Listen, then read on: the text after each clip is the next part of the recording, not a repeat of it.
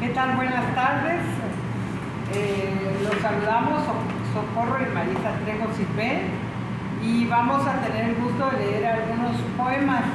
Así es, nos da mucho gusto estar aquí en la Facultad de Medicina de la UNAM, a invitación de Amira. Muchas gracias, Amira, por invitarnos a participar en este día en que pues, hay una exposición gastronómica y también un evento literario, donde vamos a hablar de nuestros poemas, pero también un poco acerca de la literatura, la poesía escrita por mujeres en el siglo XX. Y bueno, para iniciar, pues voy a dar lectura muy brevemente, nada más algunos comentarios referente a por qué decidí hacer esta investigación sobre la poesía escrita por mujeres del siglo pasado. Fue que revisando diversas antologías a lo largo del siglo XX, en muchas de ellas aparecían muy pocas mujeres y a veces no aparecía ninguna mujer en esas antologías. De hecho, por eso esta que se llama Poesía en Voz Alta, que fue publicada hace 23 años por la Secretaría de Educación, aparece un ensayo sobre este tema y la referencia a la que se hacen en esas antologías, en algunas de ellas, porque no en todas, es la presencia de Rosario Castellanos en muchas de estas antologías que se publicaron a principios del siglo XX y a mediados también del siglo XX, y también la presencia de la poesía de Eva Macías. Después de ellas, de otras autoras chiapanecas, no habían esas antologías publicadas en México y no habían tampoco antologías de mujeres escritoras o mujeres poetas publicadas en el Estado. La primera antología que se publicó en el Estado de puras mujeres fue en 1975 y fue editada por el Colegio de Bachilleres, que es una selección de pocas mujeres que habían en ese tiempo, que ya habían publicado libros, porque la mayoría no habían aparecido en revistas, en periódicos, o habían publicado por su cuenta sus libros, por lo que no tenían una gran difusión, no se conocían, o la conocían nada más sus familiares más cercanos, sus conocidos, y las únicas dos presencias de la poesía chiapaneca en Chiapas eran la voz,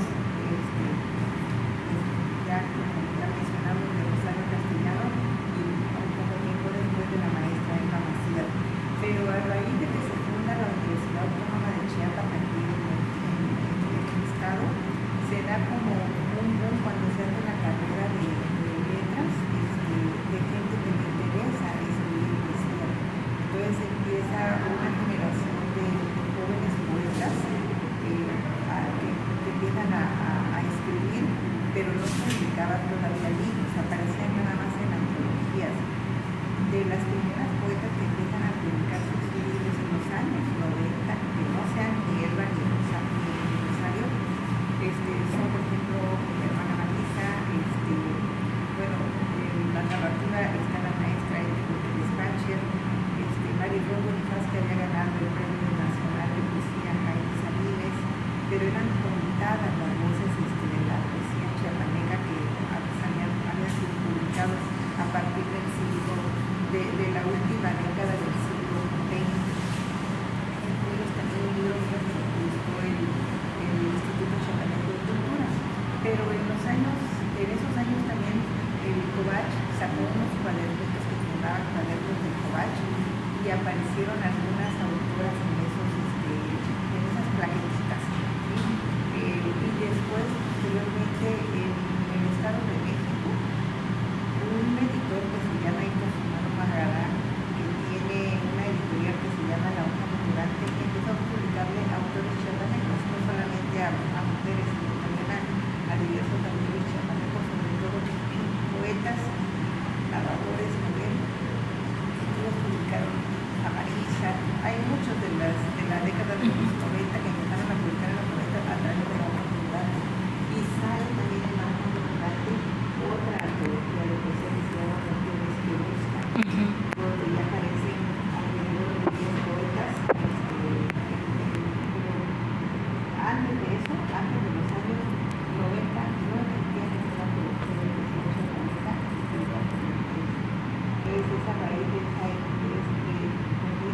empiezan a publicar las mujeres a partir de que empieza a haber la carrera de letras en la UNACH, y que empiezan a haber talleres literarios, porque no había talleres literarios. Marisa fue una de las primeras maestras que dieron de talleres, si no me acuerdo fue en los 80, ¿verdad? O en los 80, no. Fines de los 80, Principios de los 80.